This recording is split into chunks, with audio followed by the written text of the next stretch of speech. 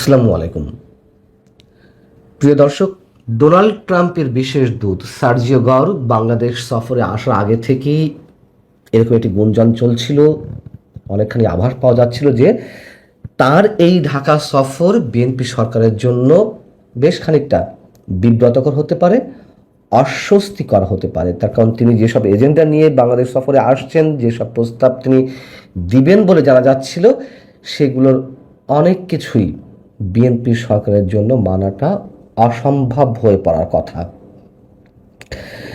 তার এই সফর যে বিব্রতকর বা অস্বস্তিকর এরই মধ্যে সরকারের জন্য হয়েছে, তারও নানান ধরনের সিমটম আমাদের সামনে উপস্থিত হয়েছে। তার মধ্যে একটি হচ্ছে, সফরের প্রথম দিন বৃহস্পতিবার আমাদের পররাষ্ট্রমন্ত্রী ডক্টর খলিলের সঙ্গে তার যে বৈঠক অনুষ্ঠিত হলো, তারপর রাষ্ট্রীয় অতিথি ভবন পদ্মায় তার সম্মানে একটি নৈশভোজের কর্মসূচি ছিল, শিডিউল ছিল। তো বৃহস্পতিবার রাতেই জানতে পেরেছিলাম যে এই নৈশভোজটি বাতিল করা হয়েছে। অপেক্ষায় ছিলাম কোনো গণমাধ্যমে খবরটি আসে কিনা। আসেনি। একটি দুটি গণমাধ্যম ছাড়া আর কোনো গণমাধ্যমে এই খবরটি আসেনি। আমার চোখে শুধুমাত্র পড়েছে প্রথম আলোর একটি নিউজের, অন্য একটি নিউজের মধ্যে ছোট্ট করে এ বিষয়ে একটি তথ্য। এখানে লেখা রয়েছে যে সার্জিও গরের বাংলাদেশ সফরের প্রথম দিন সরকারি পর্যায়ে একটি আলোচনায় চূড়ান্ত ছিল, অর্থাৎ ডক্টর খলিলের সঙ্গে তার যে বৈঠক। তবে আলোচনার পর পদ্মায় নৈশভোজের কথা থাকলেও অনিবার্য কারণে সেটি হয়নি। এখানে একটি কথা বলে রাখি, কোনো বিদেশি অতিথির সম্মানে বাংলাদেশের পক্ষ থেকে কোনো ধরনের নৈশভোজ বা ডিনার বা ব্যাঙ্কুয়েট এগুলো বাতিল হয়েছে কখনো আমার অন্তত জানা নেই। যাই হোক, এখন প্রশ্ন হচ্ছে যে কেন ডিনার প্রোগ্রামটি বাতিল হলো। ডক্টর খলিলের সঙ্গে বৃহস্পতিবার সন্ধ্যায় তার যে বৈঠক অনুষ্ঠিত হয়েছে, সেখানে অপ্রীতিকর কিছু ঘটেছে, এই কারণে নৈশভোজটি বাতিল করা হয়েছে। কে বাতিল করলো? সরকারের পক্ষ থেকে বাতিল করা হয়েছে? সেটি হওয়ার কথা নয়। পরিস্থিতি যত উত্তপ্তই হোক, সরকারের পক্ষ থেকে অন্তত এই অসৌজন্যতা প্রকাশ করার কথা নয়। তাহলে আমরা ধরে নিতে পারি যে সার্জিও গরি ক্ষুব্ধ হয়ে ডিনারে অংশ নিতে চাননি বিধায় ডিনারটি বাতিল হয়েছে। আমরা কোনোটি বিষয়ে নিশ্চিত নই, তবে বাতিল যে হয়েছে এটি যে একটি অস্বাভাবিক ঘটনা সেটি আমরা ধরে নিতে পারি।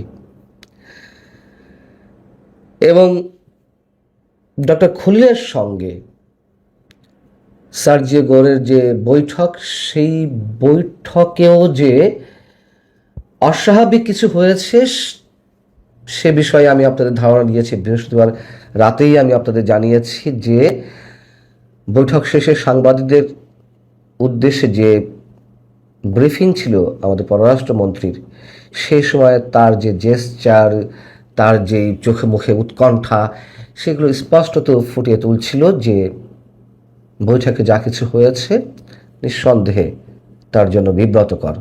এবং সাংবাদিকদের বিভিন্ন প্রশ্নের উত্তরে তিনি বলছিলেন না, এরকম 8 থেকে 10টি প্রশ্নের উত্তরে সরাসরি তিনি বলেছেন যে না, এ বিষয়ে কোনো আলোচনা হয়নি। এবং এর মধ্যে আবার একটু মনে করে দিই যে ইন্দো প্যাসিফিক স্ট্র্যাটেজি, ভারত চীন ইস্যুতে, বাংলাদেশের অভ্যন্তরীণ রাজনীতি ইস্যুতে, আওয়ামী লীগের নিষেধাজ্ঞার বিষয়ে যে সব প্রশ্ন করা হলো সাংবাদিকদের পক্ষ থেকে, তার প্রত্যেকটির উত্তরে আমাদের পররাষ্ট্রমন্ত্রী ডক্টর খলিল সাহেব বললেন যে না, এ বিষয়ে আলোচনা হয়নি। একেবারে সরাসরি অস্বীকার করলেন। অথচ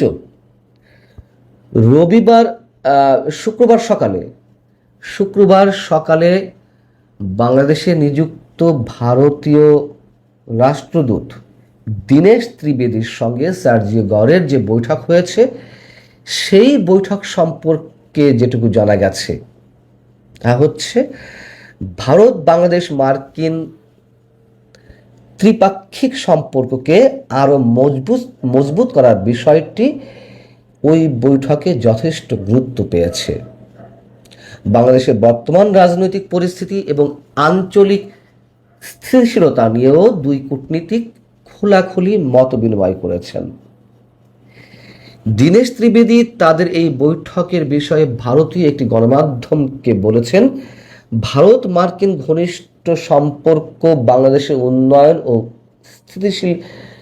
স্থিতিশীলতায় সহায়ক হবে। আমরা সবসময় বাংলাদেশের জনগণের পাশে আছি। বুঝুন অবস্থা। বাংলাদেশে বসে ভারত যুক্তরাষ্ট্রের দুই প্রতিনিধির মধ্যে বাংলাদেশ ইস্যুতে আলোচনা হলো, আর আমাদের পররাষ্ট্রমন্ত্রী বলেন যে না, আমাদের অভ্যন্তরীণ রাজনীতি ইস্যুতে, আওয়ামী লীগের নিষেধাজ্ঞার বিষয়ে কিংবা ইন্দো প্যাসিফিক স্ট্র্যাটেজিতে কিংবা ভারত চীন ইস্যুতে নাকি কোনো আলোচনাই সার্জিও গোরের সঙ্গে হয়নি। এগুলো কি বিশ্বাসযোগ্য? বিশ্বাসযোগ্য নয়।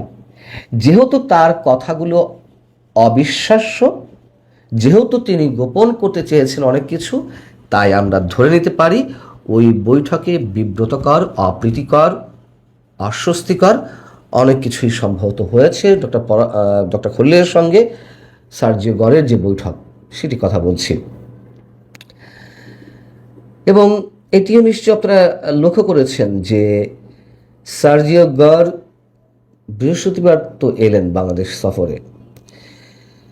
ওই দিনই চীনের রাষ্ট্রদূত ইয়াও ওয়েন পররাষ্ট্রমন্ত্রী ডক্টর খলিলের সঙ্গে সাক্ষাৎ করলেন।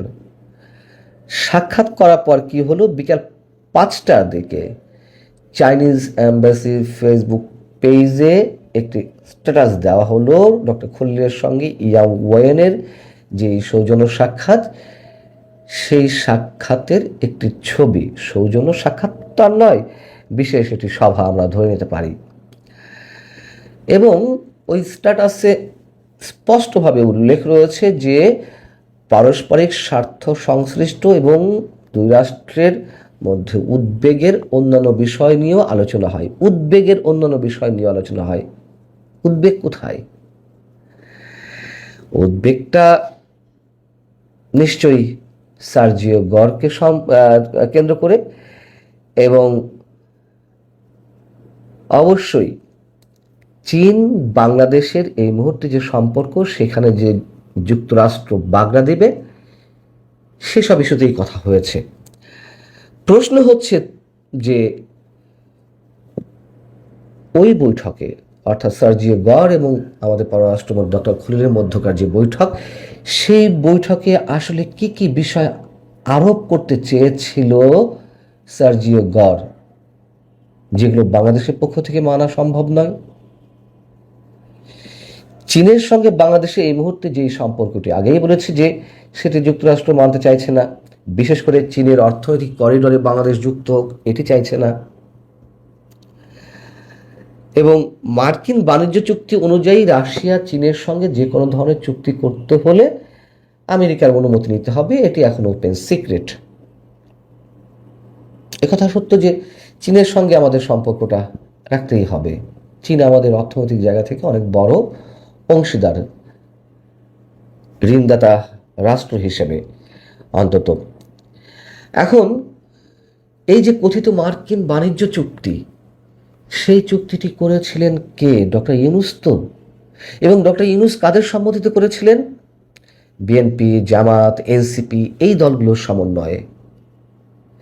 এখন এই বাণিজ্য চুক্তি থেকে বেরিয়ে আসতে, বা বাণিজ্য চুক্তির কারণে যেসব বিষয় এখন বাধা হয়ে দাঁড়িয়ে আছে চীনের সাথে সম্পর্কের ক্ষেত্রে, রাশিয়ার সাথে সম্পর্কের ক্ষেত্রে, যদি সেই সব জায়গা থেকে বাংলাদেশকে বেরিয়ে আসতে হয়, নিঃসন্দেহে অনেক জটিলতার মধ্যে পড়তে পারে বাংলাদেশ। তবে জটিলতা যাই হোক না কেন, যেহেতু চুক্তি এই দলগুলো মিলে করেছে, দায়িত্ব এখন তাদের কাঁধেই, তাদের উপরেই। আমরা তো শুরু থেকে বলে আসছিলাম যে এই চুক্তি থেকে বেরিয়ে আসা হোক। আমরা শুরু থেকেই বলছিলাম যে এটি আমাদের স্বাধীনতার সার্বভৌমত্ব বিকিয়ে দেওয়ার মতন একটি চুক্তি, গোলামির চুক্তি। আর বিএনপি সরকারের দায়িত্বশীল যারা রয়েছেন, অর্থ উপদেষ্টা রাশেদ আল তিতুমির থেকে শুরু করে আরো অনেকেই বলছিলেন যে এই চুক্তিকে আমাদের শ্রদ্ধার সঙ্গে দেখতে হবে। এখন শ্রদ্ধার সঙ্গে দেখুন, কোনো সমস্যা নেই। একটি কথা বলে রাখি, যদি মার্কিন বাণিজ্য চুক্তির অংশ হিসেবে কোনো বিষয় বাংলাদেশের জন্য মানাটা অসম্ভব হয়ে ওঠে এবং যদি সত্যি বিএনপি সরকার এই চুক্তি থেকে বেরিয়ে আসতে চায়, ওয়েলকাম। তবে যদি কোনো ধরনের জটিলতা এর মধ্য দিয়ে তৈরি হয়, সেটা নিরসনের দায়িত্ব অবশ্যই সরকারের। এর কোনো দায়িত্ব সাধারণ মানুষ আমরা নিব না নিঃসন্দেহে। এবং একই সঙ্গে বাংলাদেশের অভ্যন্তরীণ রাজনীতি ইস্যুতে যদি পজিটিভ কিছু বলে থাকে, পজিটিভ কোনো প্রস্তাব থাকে, সেটিকে আবার আমরা সাধুবাদ জানাতে চাই। কেমন? 2024-এর 7 জানুয়ারি নির্বাচনের আগে যুক্তরাষ্ট্র বলছিল যে একটি অবাধ, সুষ্ঠু, অংশগ্রহণমূলক নির্বাচন চাই। সেক্ষেত্রে যেমন আমরা বলছিলাম, আমি অন্তত বলছিলাম যে যুক্তরাষ্ট্র নিজের খেয়ে বনের মোষ কখনো তাড়ায় না। অবশ্যই যুক্তরাষ্ট্রের স্বার্থ রয়েছে, তারা যে এজেন্ডা নিয়ে এগোচ্ছে। তবে ওই বিষয়টিকে আমরা সমর্থন করতে চাই যে একটি অবাধ, সুষ্ঠু, অংশগ্রহণমূলক নির্বাচন ঠিক এখনো যদি